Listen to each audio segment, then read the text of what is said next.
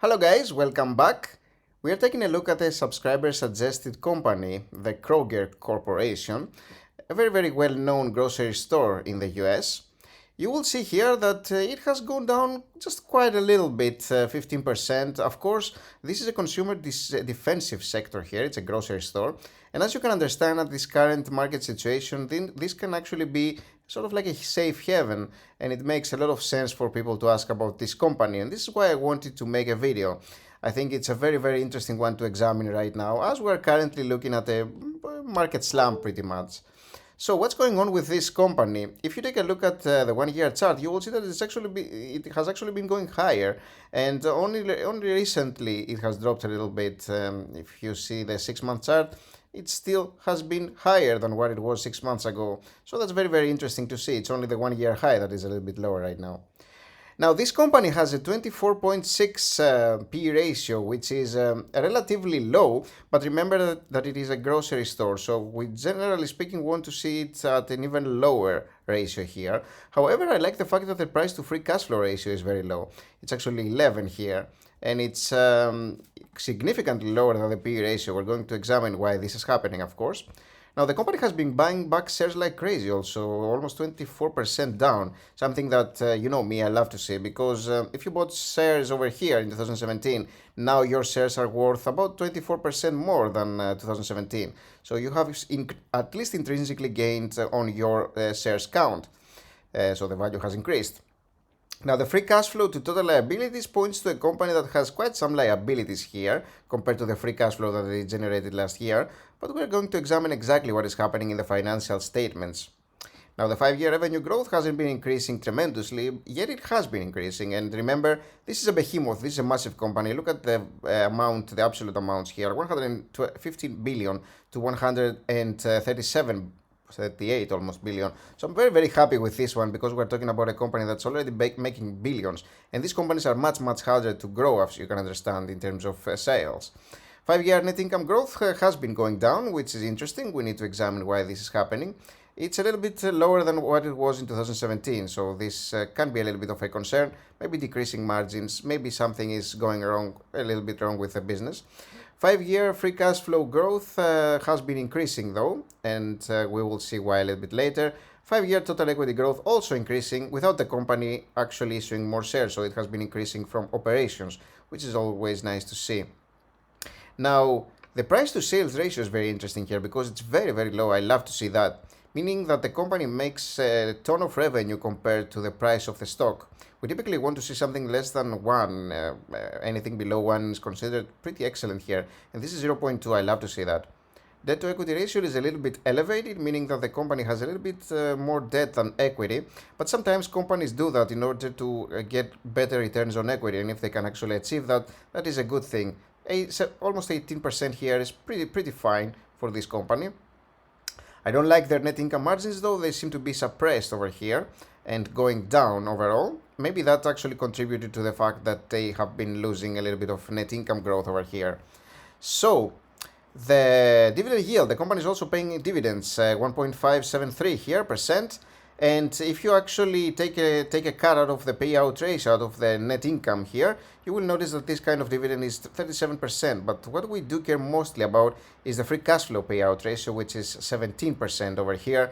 And because dividends are paid out of the free cash flow that the company generates, and 17% is very fair. Anything below 50 really is a good value, and especially if it's much lower. So this one is a massive green over here.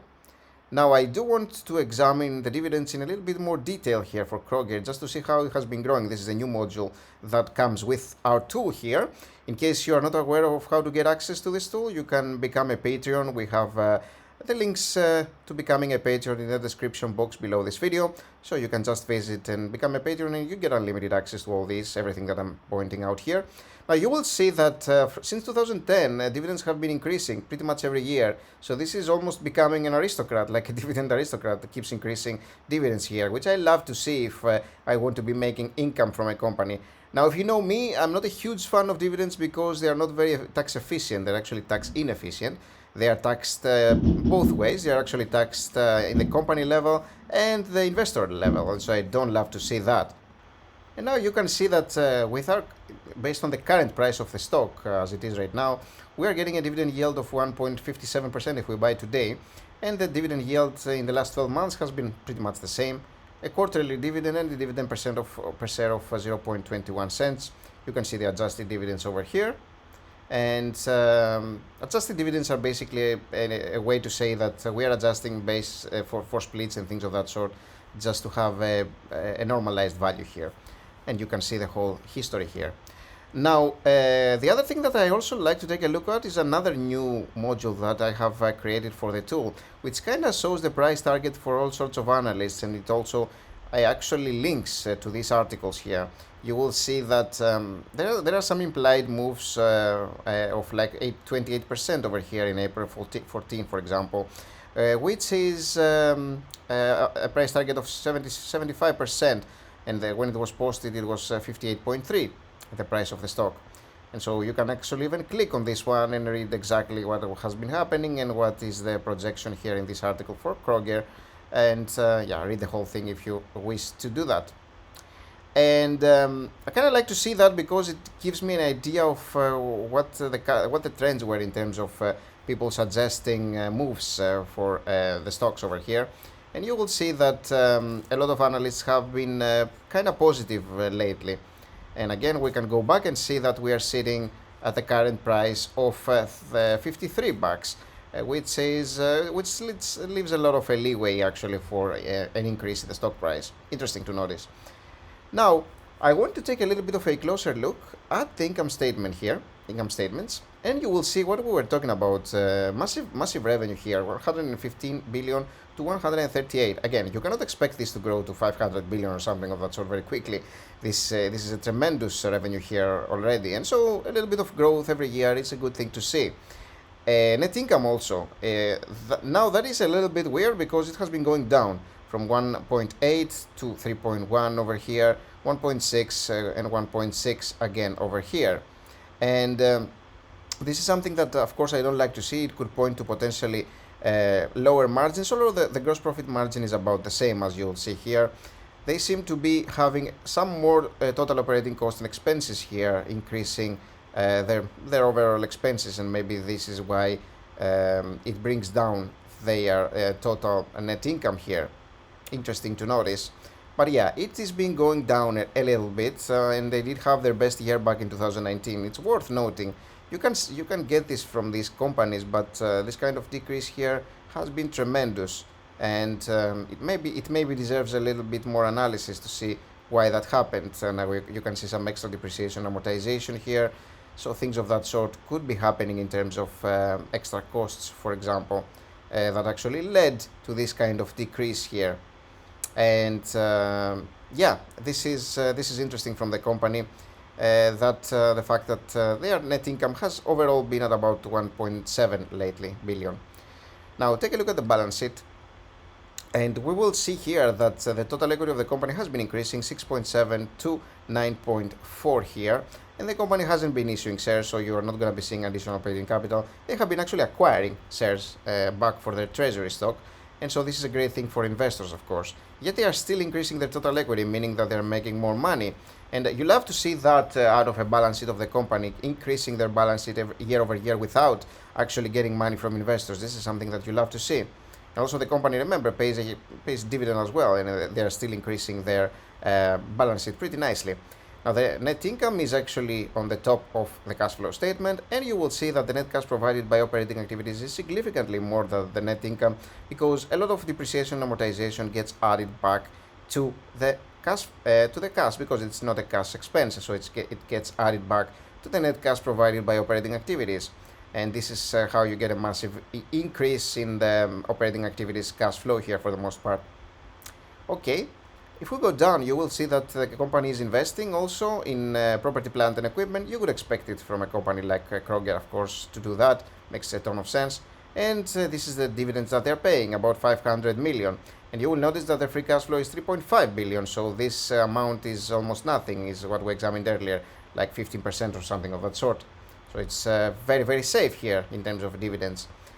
And financing, so they are actually paying back some debt, which you love to see.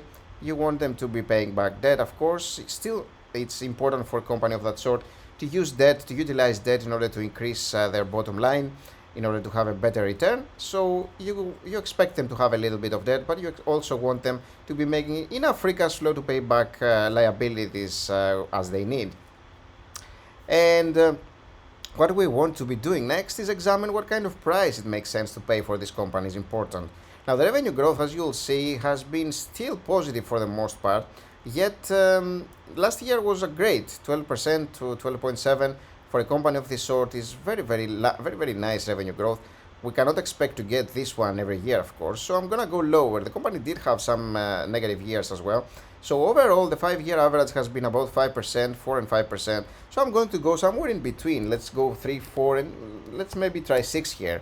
Now, the net income margins have been low, as you'll see, and that plays a role in what we saw earlier about their net income going down. You'll see that their margins are going down, and this means that their net income is going to go down, and we have seen that. And so we want to be relatively conservative here. I'm going to go 1%, then I'm going to go 1.5%, and 2% is going to be my absolute highest one, which the company hasn't been achieving overall for the most part. It has only happened back in 2019. So this is a little bit of a stretch, bear that in mind. We may want to lower this one as well, actually. I will do that later, just to try. And the free cash flow margin that we want to be getting, I mean, the company, as you will see here, has had all sorts of free cash flow margins here. And of course, this has to do with how much net income the company generates and how that compares to the free cash flow that they are making. So as years progress, we typically get to a normalized version of this conversion, which is probably going to be at around 90, 100%, something of that sort.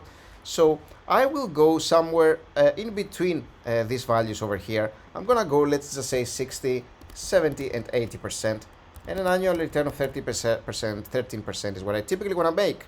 And if I hit calculate, you will see that it's only our high estimates here with a net income margin of 2%, that it's probably a little bit too much, that are close to our current price. And even if we go actually a little bit lower, which makes more sense, like 1.7, which is the 3-year average, over here on high, we will actually get a much lower value now, a $44 estimate over here. Now, you can understand that maybe the company can achieve higher revenue growth potentially, but I think 3, 4, and 6% is what I would like to stick with. And so these kind of values, I think, make sense for a company like Kroger here, which means that we are off from the price that we would like to get the company at. It's expensive for what it is right now. And so I wouldn't want to get it, but I would definitely want to have it in the back of my mind. Maybe it drops. It will have to drop significantly, though. There are good things about the company, very good things about the company. It seems like a pretty safe company in terms of their dividend.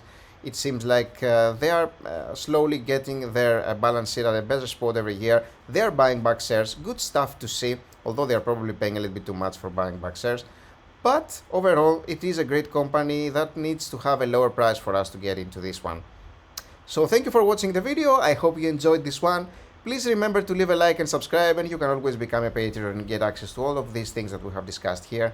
And you can also take a look at this video that I made earlier, yesterday actually, about Twitter and what's going on with Elon Musk. Will he actually buy the company or not?